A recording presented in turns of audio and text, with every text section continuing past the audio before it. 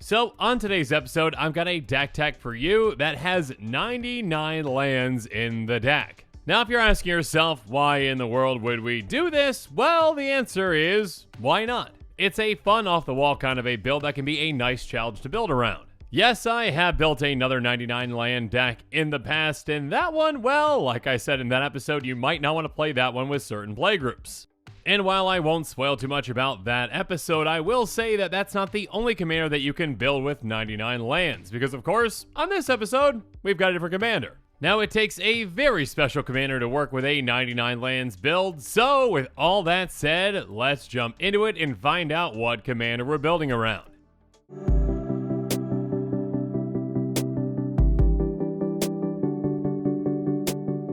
And that commander would be Una, Queen of the Fae. Una is a 5/5 flying fairy wizard that costs 3 Dimir. She has, by paying X in a Dimir, choose a color. Target opponent exiles the top X cards of their library. For each card of the chosen color exiled this way, create a 1/1 blue and black fairy rogue creature token with flying. So our goal with this commander is pretty simple. Get her out onto the battlefield and start utilizing her ability to get cards off the top of opponents' libraries and make a bunch of fairy rogues with flying.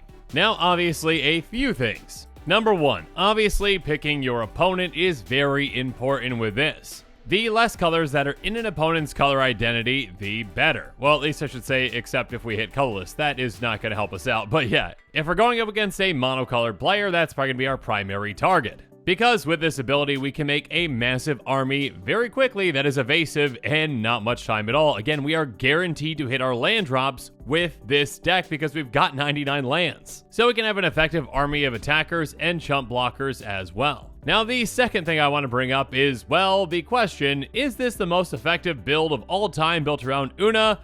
No. I mean, obviously, again, there's a massive restriction that, we have to use 99 lands, so not having that restriction is going to allow, people to make more effective builds around Una, of course. This is just a fun concept, so go with it.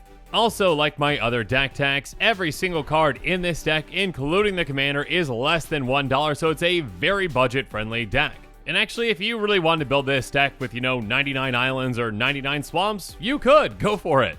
That, of course, would be even more budget-friendly and maybe the most budget-friendly deck of all time. That being said, I didn't go quite that far in this direction for the deck, but yeah, 99 lands I think is still a pretty spicy restriction. And one final thing, a quick reminder that in the description below, there is a link to the deck list for these cards, so yeah, if you're interested in this deck, make sure you check that out. Now, with all that said, let's jump into it.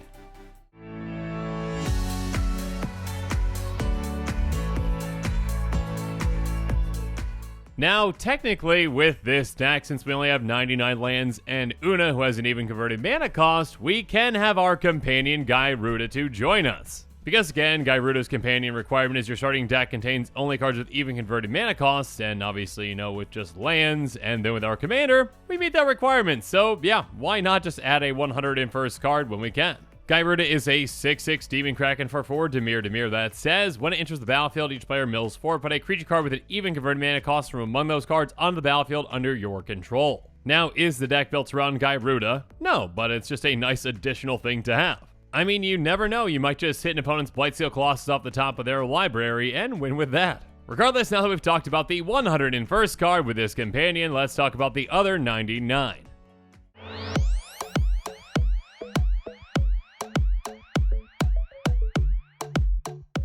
First up, let's talk about some lands that can help us ramp or help us get some extra mana in different ways. Mirror Landscape enters battlefield tapped. We can pay 2 and tap and sacrifice to go get 2 basics that Cherry Land type into play tapped. So yeah, either islands or swamps are going to get the job done for us. Moving on, Temple of the False God has tap, add colorless, activate on if you control 5 or more lands. Now, for the vast majority of decks out there, I do not like this card, but in this deck specifically, it's fantastic because you are guaranteed to hit land drops each and every single time because that's the only kind of cards in your deck. Moving on, we've got Zoetic Cavern, which has Morph 2, so we can cast this card face down as a 2/2 for 3 mana, so we can effectively get this land into play as a creature and then flip it over for 2 to essentially ramp us in a very weird way.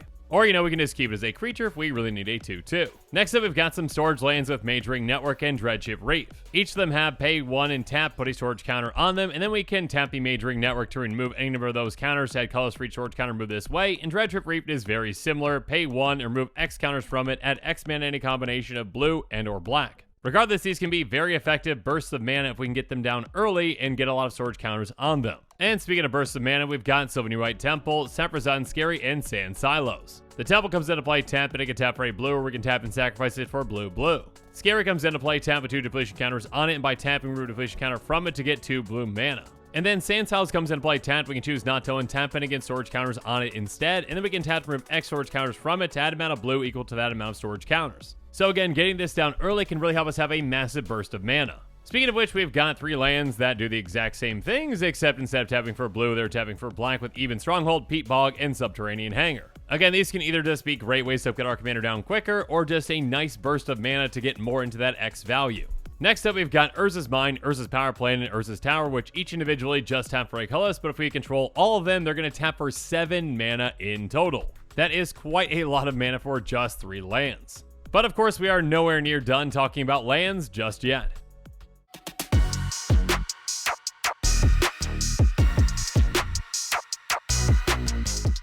So next up, let's talk about some creature lands like Creeping Tar Pit, Spawning Pool, and Crawling Barrens. Creeping Tar Pit can be turned into a 3/2 unblockable elemental until the end of the turn. Spawning Pool can be turned into a 1/1 skeleton that can regenerate for a black. And Crawling Barrens has pay 4, put 2/1 counters on Crawling Barrens, then you may have it become a 0/0 elemental creature until end of turn. It's still a land. So this one we can turn to a massive threat if we need to.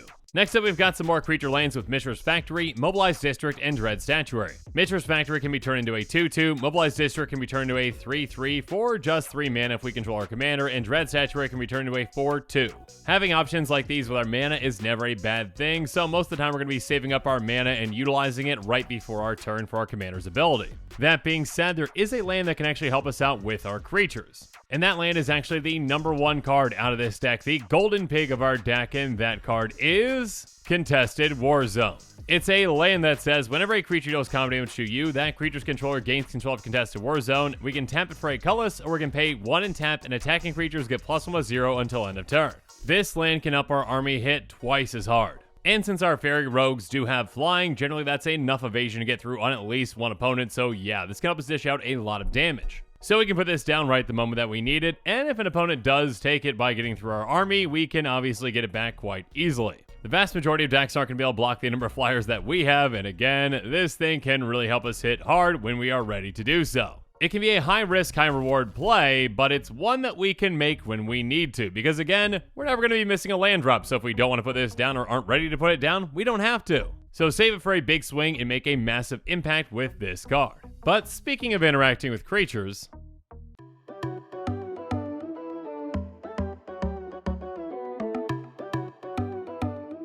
we can also utilize lands during combat like Mystifying Maze and Labyrinth of Scophos to do so. Mystifying Maze has pay 4, tap, exile target attacking creature and opponent controls at the beginning of the next end step, return it to the battlefield, tapped on its owner's control. And Labyrinth of Scophos is very similar. It's going to remove target attacking or blocking creature from combat. So by holding either of these up, this can really force an opponent to swing elsewhere with a big threat. And even with smaller threats, we can deter our opponents with cards like Quicksand, Grasping Dunes, and Desert. Quicksand has tap, sacrifice it, target attacking creature without flying gets -1/-2 until end of turn. Grasping Dunes is somewhat similar. We can pay 1 and tap and sacrifice it to get a -1/-1 counter on target creature. And then Desert can be tapped to deal 1 damage to target attacking creature. Again, since this deck has 99 lands in it, obviously we've got a lot of room for utility lands. And with those deserts, we can also utilize them with cards like Ifnir Rivulet and Ifnir Deadlands. Ifnir Rivulet has pay 1 and a blue, tap, sacrifice a desert, target player puts the top 4 cards of their library into their graveyard. And then Ifnir Deadlands has pay 2 black, tap, sacrifice a desert, put 2 -1/-1 counters on target creature and opponent controls. So again, obviously we can sacrifice those other deserts, or we can sacrifice them to themselves.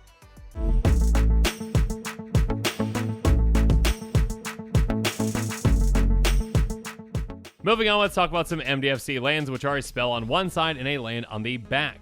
And okay, technically, if you don't, see these as lands themselves, even though they are a land on the backside, you don't need to include them in a 99 lands deck if you want to just, include strictly just lands that aren't spells on one side. Regardless, in this version of the deck, I am including them. Bay and Veil has creatures your opponents control get -2/-0 until end of turn, and Jawari Disruption has counter target spells controller pays 1.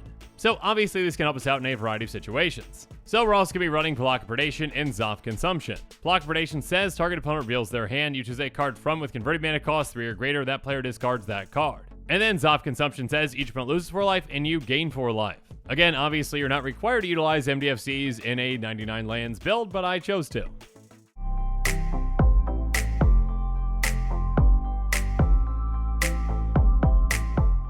I also chose to include lands that can provide card selection and card advantage with cards like Gyreach Sanitarium, Archivraska, and Cryptic Caves. So if we want to dig for specific lands, we can. Gyreach Sanitarium has pay 2 tap, each player draws a card and then discards a card. Archivraska has pay 5 tap, draw a card, activates ability if you have the city's blessing. And Cryptic Caves has pay 1 tap, sacrifice Cryptic Caves, draw a card, activates ability if you control 5 or more lands. Sometimes desperate times call for desperate measures and we need to dig. So we're also going to be utilizing Blighted Cataract, which we can pay 5 and a blue to tap and sacrifice it to draw 2 cards. And then next up we've got Sulfur Void and Temple Deceit, each of which are going to have a Scry 1 when they come into play. Temple Deceit might come into play tap, but it can also tap for either of our colors. Speaking of which, there's Path of Ancestry, which will enter the battlefield tapped, and we can tap it for 1 mana of any color, and when that mana is spent to cast a creature spell that chose a creature type with our commander, we Scry 1. In a somewhat similar way, there's Study Hall, which has pay 1 and tap at 1 mana of any color. When you spend this mana to cast your commander, Scry X Rex the number of times you've cast your commander from the command zone this game. So this does have a bit more of an investment, because we actually have to pay 1 to tap it, but it can have a bigger benefit. Moving on though, we've got some cycling lands with Barren Moor, which can be cycled for a black, Desert of the Glorified, which can be cycled for 1 and a black, and Polluted Mire, which can be cycled for 2. Regardless, each of these enter the battlefield tapped and tap for black. And of course, we basically have the exact same lands, but they tap for blue with Lonely Sandbar, Desert of the Mindful, and Remote Isle. So if we don't need to utilize these as lands and want to cycle them away for something else, we can.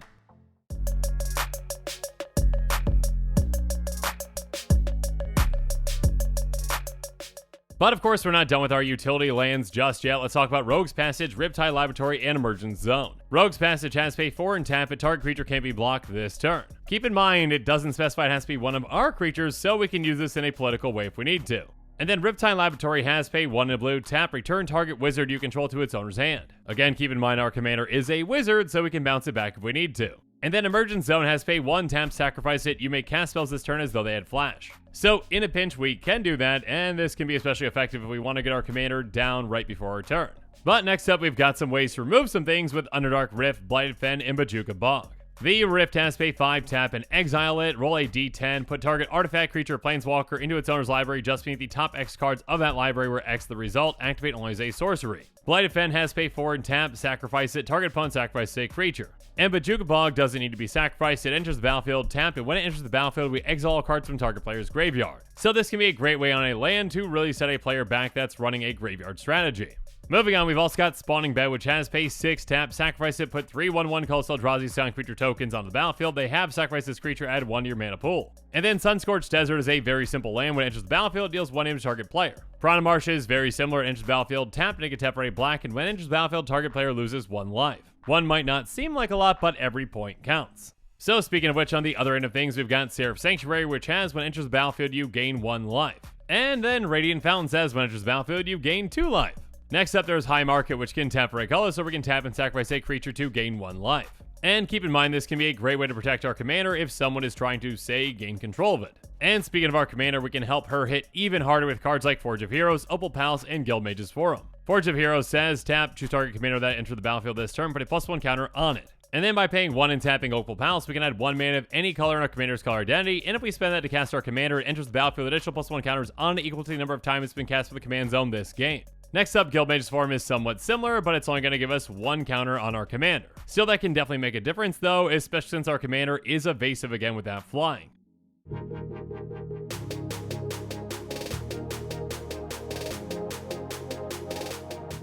And finally, we've got some lands for mana fixing, because why not? So we're going to be running Command Tower and Exotic Orchard. Command Tower can tap for either of our colors, and Exotic Orchard can tap for any of our opponent's colors that their lands can produce. And then we've got Choked Estuary and Sunken Hollow, each of which can tap for either of our colors, and Choked Estuary can come into play untapped if we reveal an island or a swamp from our hand, and Sunken Hollow can enter the battlefield untapped if we've got 2 or more basic lands. Next up, there's Darkwater Catacombs, which can filter our mana by paying 1 and tapping it, we add blue-black. Again, we've got quite a few colorless lands out there, so yeah, if we need to filter our mana with this, we can. Speaking of which, we've got Ash Barrens, which has basic land cycling for 1, so this can just be a way to, thin out a basic land from our deck if we need to.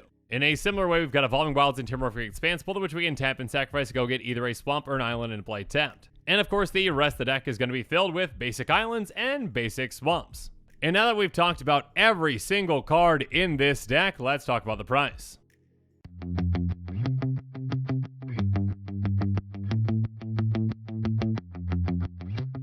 And like I mentioned at the start of this episode, every single card in this deck, including the commander, is less than $1, so it's a very budget-friendly deck with an estimated cost of $25.98. And keep in mind that estimated cost does include the cost of basic lands at 10 cents a piece, so if you already have those basic lands, well, there's some extra savings there for you. And speaking of extra savings, you might be able to save even more by buying this deck on TCG Player and utilizing heavily played and damaged cards, which of course need a home too. Though do keep in mind that this estimated cost does not include the cost of shipping, which might vary depending upon where you live. And with that, the show is coming to a close, so it's my turn to hear from you. So in the comments below, let me know what your thoughts on this episode are, and as always, thanks again and have a good one. This show and episodes like this one are possible thanks to viewers like you. If you're looking for an easy way to help support this show, make sure that you like, share, and subscribe. Also, hit that bell notification icon so you don't miss any new episodes. You can also go check out our playmats and other merchandise at thecommandersquarters.com. We also have a ton of brand new t-shirt designs in stock, so make sure you check out those as well. Another easy way to support this show is with our TCG Player affiliate links. So whether you're buying a deck or individual cards, you can use this general link right here or one in the description. And the final way that you can support this show is by supporting us directly by becoming a patron. There are many benefits to being a patron, and I truly couldn't do this without all of their support.